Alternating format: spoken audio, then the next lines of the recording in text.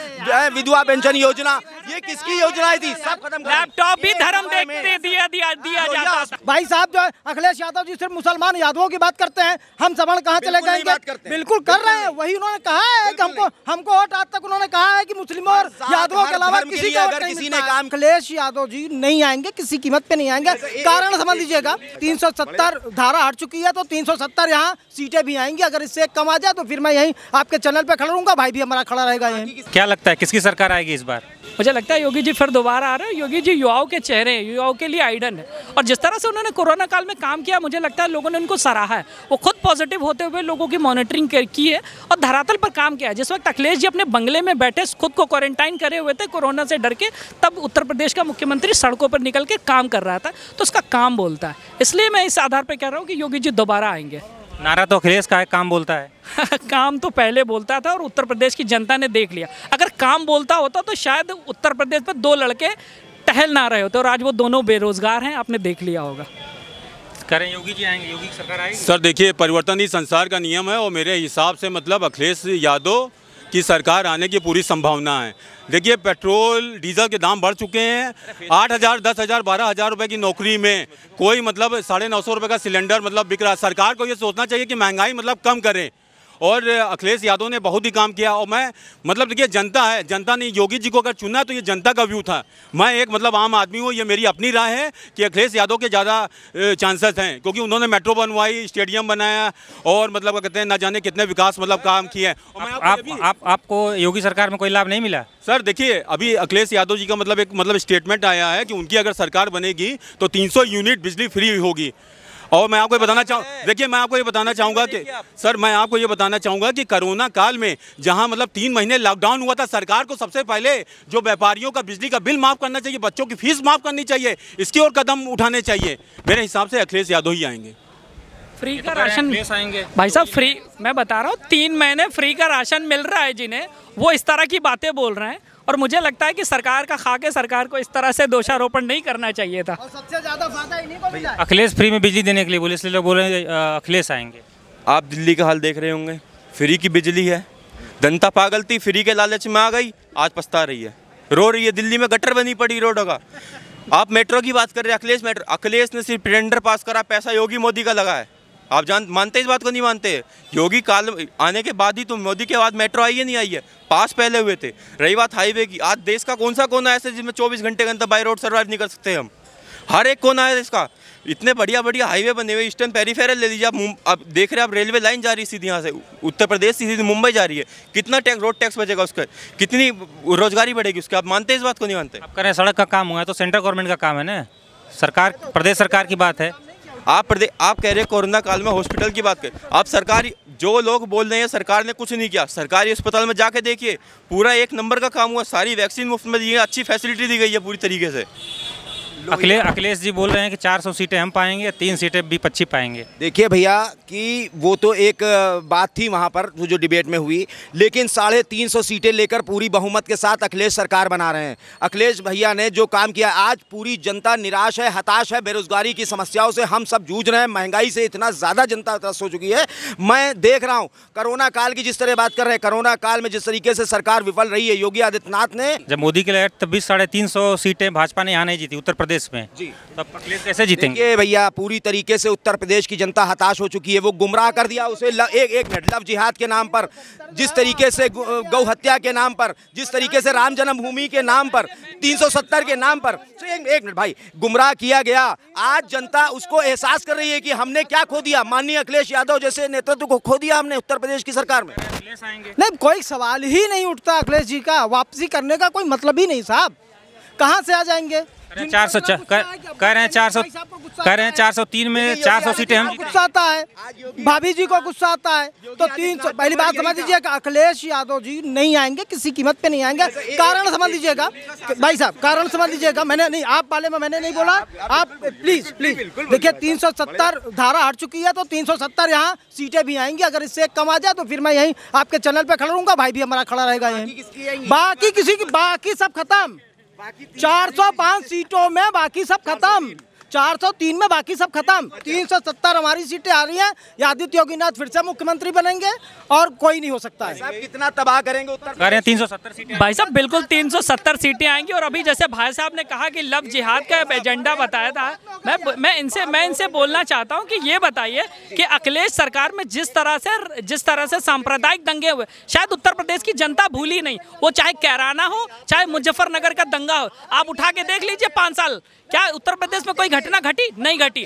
इतना बड़ा मुद्दा जो था राम मंदिर का जो मुद्दा था, इतनी आसानी से निपट गया और एक पटाखा तक नहीं लगा उत्तर प्रदेश में। कि उत्तर प्रदेश की जनता जानती है कि इस उत्तर प्रदेश अगर सेफ है तो वो योगी आदित्यनाथ जी के हाथों में ही सुरक्षित है और अखिलेश जैसे दंगाइयों के हाथ में उतना ही। जवाहर यादव जी को किसने पैदा किया? मथुरा में गोली कांड हो जाता है, मथुरा पूरा जल जाता है, मथुरा पूरा फूंक जाता है।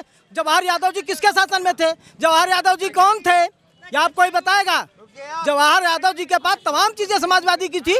पूरा पार्क कब्जा हो गया था उस वक्त मथुरा में। प्रियंका गांधी मैं एक मथुरा में भरत यादव की हत्या हो जाती है सिर्फ लस्सी के पैसे मांगने पर। अखिलेश जी मौन रहते हैं। किसके साथ खड़े होंगे अखिलेश जी? हम हिंदुओं के साथ या वो यादव के साथ? आज अखिलेश जी के नीचे से तो यादव बैंक वोट बैंक खसक रहा। कहाँ है अखिलेश जी? हिंदू मुस्लिम जात पात के नाम पे राजनीति करने वाले यही हैं। और अब्बा लफ्ज का इस्तेमाल जो इन्होंने भी किया, ये कल योगी आदित्यनाथ ने किया। ये देखिए, यही हिंदू मुस्लिम की राजनीति है। विकास की राजनीति करिए। मुलायम सिंह खुद कहते हैं कि मैं मुल्ला मुलायम हूँ, और अगर योगी आदित्यनाथ ने उनको उनके अब्बा बोल दिया तो कौन सी गलत बात कह दी? मत करिए आप। भाई साहब भी जब थे अखिलेश जी तब की व्यवस्था और आज की व्यवस्था में जमीन और आसमान का फर्क है। आप ये समझिए, जमीन और आसमान का फर्क है। क्योंकि जमीन आसमान का इसलिए फर्क है क्योंकि अखिलेश जी जो है उनके समय में बड़े दंगे हुए, उनके समय में तमाम हुए। मथुरा में भी दंगा हुआ, उनके ज़माने में बहुत कुछ हुआ है और उन्होंने सिर्फ दंगा ही दंगा किया, बाकी कुछ हुआ नहीं है। जहाँ तक आप कह रहे हैं कि वो क्या नाम है विकास की बात कर रहे हैं, तो विकास कहाँ हुआ? विकास दुबे जी कोई जो है कि शंकराचार्य नहीं थे। करें इनकी वजह से, विकास दुबे प्रकरण की वजह से वोट बैंक खिसक जाएगा ब्राह्मणों का। मतलब ही नहीं भाई। विकास दुबे जी जो है, देखिए विकास दुबे जी जो है कि अपराधी थे, गैंगस्टर एक्ट लगा हुआ था, सारी चीजें थी, तो वो चले गए। उसमें तो बहन जी की नहीं इतनी बड़ी पुलिस पे गोली चला देने की हैसियत है? आपकी पुलिस के खिलाफ बोलने की हैसियत है? गोली चला दी गई, AK-47 से जेसीबी लेके पुलिस वालों को मार दिया गया, सीओ की टांग काट दी गई। इसके ऊपर शेल्टर किसका था? योगी आदित्यनाथ का शेल्टर नहीं था तो किसका था? आप सोचिए इतना बड़ा प्रकरण कैसे। बसपा सरकार में बहुत खास थे, बसपा सरकार में थे, भाजपा के हैं, भाजपा के अभी।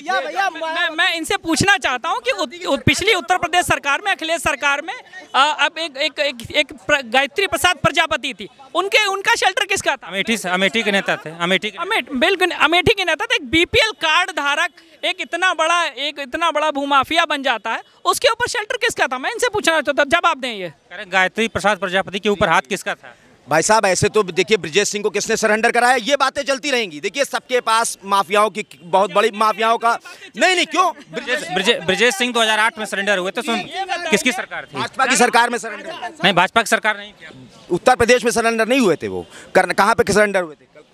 उड़ीसा, भुवनेश्वर में। वहाँ भाजपा की सरकार नहीं रही है, वहाँ बीजू जनता दल की सरकार रही है। वहाँ पिछले 3 से 4 टर्म से भाजपा सरकार किसकी थी? वहाँ पे बीजू जनता दल, नवीन पटनायक। ठीक है भाई साहब, देखिए ऐसा है कि हर माफियाओं पे किसी न किसी का शेल्टर किसी न किसी वक्त रहा करता है। लेकिन आज ये बताइए कि जिस तरीके से विकास दुबे ने पुलिस पे गोली चला दी, इसके ऊपर अतीक अहमद के ऊपर किसका हाथ था? देखिए अतीक अहमद और इन सबके ऊपर बहुत सरकारों का हाथ रहा है। मुख्तार अंसारी, अतीक अहमद और ये तमाम लोग हैं। मैं ये कहता हूं कि किसी पे ऊपर गुंडा राज खत्म होना चाहिए था। उत्तर प्रदेश की हम बात कर रहे हैं, योगी आदित्यनाथ की सरकार टोटल विफल रही है हर पैमाने पे। आप बताइए।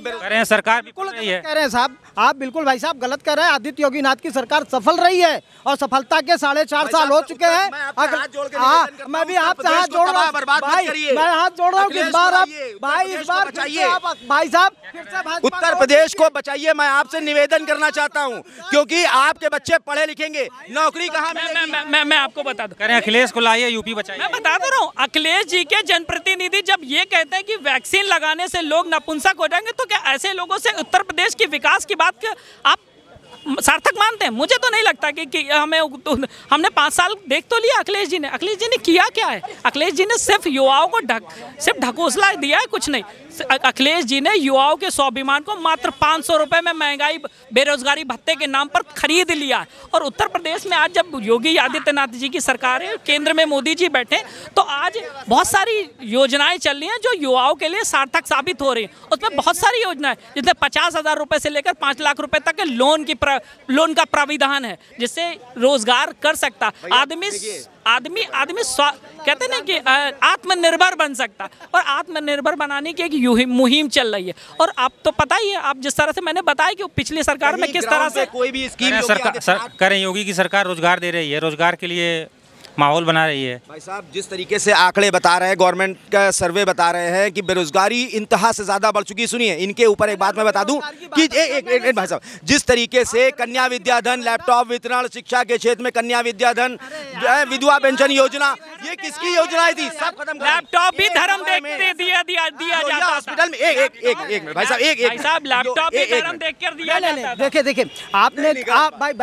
आपने कहा कि रोजगार की बात कर रहे हैं, तो मैं ये आपको बता दूं, संघ लोक सेवा आयोग जब माननीय मुख्यमंत्री जी थे, अखिलेश यादव जी थे, उस समय स्थिति ये थी कि कहा गया कि सवर्णों को सबसे नीचे 80 नंबर से ज्यादा नहीं दिया जाएगा और 150 नंबर जो है कि बैकवर्ड को दिया जाएगा। और इस पर जांच बैठी और उसका जवाब नहीं दे पा रहे हैं भाई साहब लोग।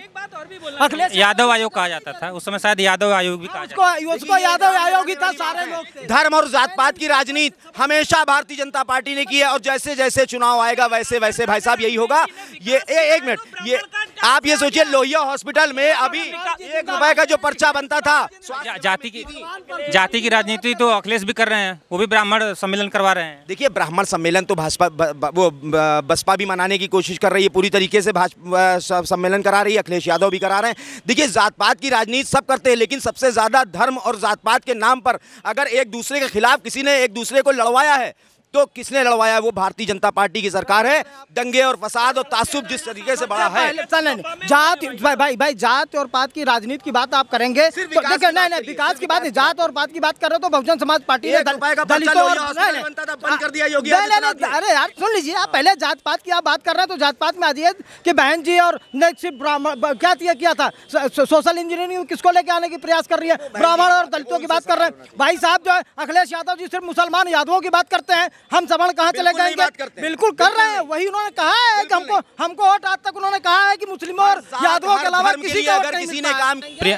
प्रियंका गांधी भी लड़ने आ रही हैं। तो प्रियंका गांधी आ रही, वो तो लैंड होंगी, लॉन्च होंगी। यहाँ कोई लॉन्च करने की चीज थोड़ी ना है, यहाँ कोई जो है कि लॉन्च करके क्या कुछ प्रियंका के आने से कुछ असर पड़ेगा?